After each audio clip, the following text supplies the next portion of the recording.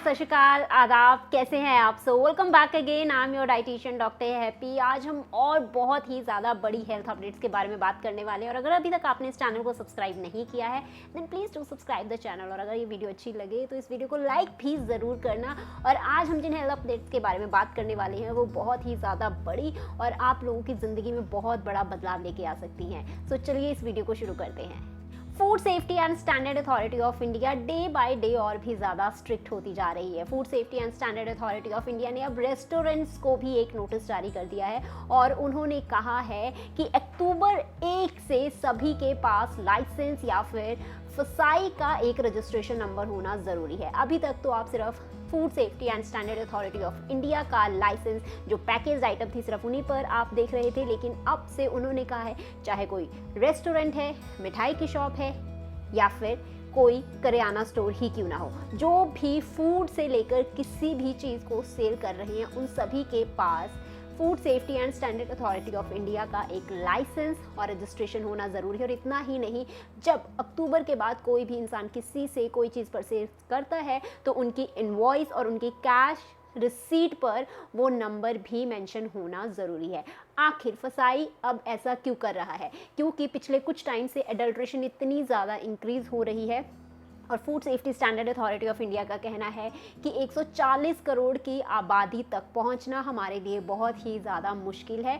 इसीलिए अब उन्होंने इस रूल को लागू किया है और ये अक्टूबर 2 से अच्छी तरह से लागू कर दिया जाएगा। अभी उन्होंने सिर्फ नोटिस दिया है, ये जो बीच वाले 2-3 महीने हैं उन्होंने सिर्फ टाइम दिया है कि सभी अपने, चाहे स्मॉल बिजनेसेस हैं चाहे बड़े बिजनेसेस हैं, सभी अपने बिजनेसेस रजिस्टर करवा लें। क्योंकि जब पहले कोई भी कंज्यूमर कंप्लेंट करता था तो फसाई को एक्शन लेने में थोड़ी सी दिक्कत होती थी क्योंकि उनके पास कंप्लीट जानकारी नहीं होती थी। अब लाइसेंस नंबर, अगर कोई भी कंज्यूमर कंप्लेंट करता है तो लाइसेंस नंबर के सहारे उस पूरी की पूरी फूड ऑर्गेनाइजेशन को इजीली ट्रैक किया जाता है। इसीलिए food safety standard authority of India कह रही है कि आप लोगों के सपोर्ट की ज़रूरत है क्योंकि इतनी आबादी में इतने सारे आजकल के टाइम में फूड बिजनेसेस और ऑपरेटर्स तक पहुंचना हमारे लिए मुश्किल हो रहा है। अब देखना ज़रूरी है कि रेस्टोरेंट्स, मिठाई स्टोर्स, करियाना स्टोर्स इस चीज़ पर कितना अमल करते हैं और कितना नहीं। डाबर ने मैरिको सफोला हनी को कोर्ट में घसीट लिया, उसके खिलाफ फाइल दर्ज कर दी है, केस दर्ज कर दिया है। हालांकि पिछले साल जब CSC की रिपोर्ट आई थी उसी टाइम पर डाबर ने मैरिको सफोला हनी के खिलाफ केस फाइल किया था, लेकिन उनकी सारी के सारी सवालों को कोर्ट ने खारिज कर दिया था और कहा था सारे के सारे सवाल बेबुनियाद है। और उन्होंने इल्ज़ाम लगाया था डाबर ने मैरिको सफोला हनी पर कि ये अपने सफोला हनी के ऊपर मिस ब्रांडिंग और मिस लेबलिंग का इस्तेमाल कर रहे हैं, लेकिन उस टाइम पर कोर्ट ने खारिज कर दिया था। लेकिन फिर से अब डाबर मैरिको सफोला हनी को कोर्ट में ले आया है और उनका ये भी कहना है कि ये फिर से मिस लेबलिंग और मिस ब्रांडिंग का इस्तेमाल कर रहे हैं और NMR टेस्टिंग भी अपने लेबलिंग के ऊपर मेंशन कर रहे हैं कि इनका NMR टेस्टिंग में पास हुआ है। हालांकि सफोला हनी NMR टेस्टिंग में नहीं फेल हुआ है।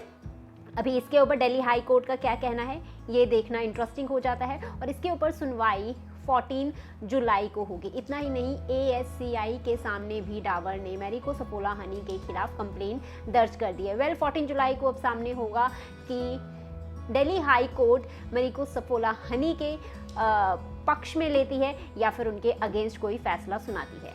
Patanjali mustard oil found to be substandard. Patanjali के जो मस्टर्ड ऑयल हैं, सरसों के तेल हैं, उनको सब स्टैंडर्ड बताया गया है। पिछले हफ्ते पतंजलि के 5 सरसों के ऑयल के सैंपल राजस्थान के अलग अलग जगहों से कलेक्ट किए गए और जब उनकी टेस्टिंग की गई तो सारे के सारे mustard oil samples food safety and standard authority of India के जो रेगुलेशंस हैं सारे के सारे उनसे नीचे ही आए। इतना ही नहीं, चीफ कलेक्ट्रेट ने उस टाइम पर पतंजलि के एक स्टोर पर रेड भी मारी है और उस रेड में उन्होंने बहुत सारा स्टॉक भी जब्त किया है और फिलहाल उस फैक्ट्री को सील भी कर दिया है। उसका नेम अभी तक डिस्क्लोज नहीं किया गया है तो उसका नेम मैं आपके सामने अभी नहीं रख सकती, लेकिन पतंजलि के 5 मस्टर्ड ऑयल जो राजस्थान से कलेक्ट किए गए हैं वो सारे के सारे ऑयल सब स्टैंडर्ड है। और इतना ही नहीं, श्री श्री तत्वा ब्रांड जो है उनके भी मस्टर्ड ऑयल्स सब स्टैंडर्ड है। अब देखना ज़रूरी हो जाता है कि food safety and standard authority of India आगे इनके ऊपर क्या एक्शन लेती है और पतंजलि इनके ऊपर क्या एक्शन लेती है। Food and drug administration of US के थर्ड प्रेस्टिजियस मेंबर ने भी इस्तीफा दे दिया। ये न्यूज़ कुछ टाइम पहले आई थी, एक ड्रग को लॉन्च करने के बारे में थी।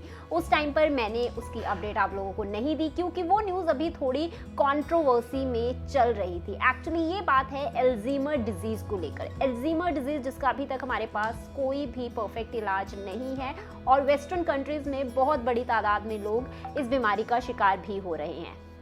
अल्जीमर डिजीज़ के लिए एक नया ड्रग कुछ टाइम पहले 3 से 4 दिन पहले एक नया ड्रग लॉन्च किया गया और उस ड्रग को लॉन्च करते टाइम कुछ यूएस एफडीए के मेंबर उसके हक में थे और कुछ उसके अगेंस्ट में थे और उसका नाम है बायोजन कंपनी का एडुहेल्म।